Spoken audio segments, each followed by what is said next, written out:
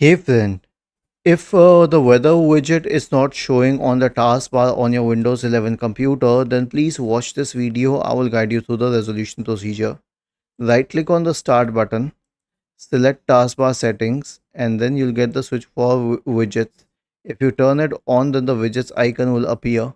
But here's one thing that you have to know. The widgets icon is not present on all systems. Okay.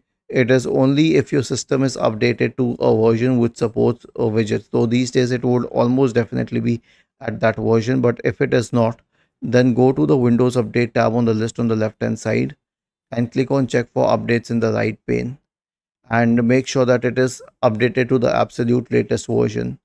This will surely solve your problem. Was this helpful? If yes, then please subscribe to the channel. If not, then let us know in the comment section of the video on how we could help you further. Thank you for watching this video and have a nice day.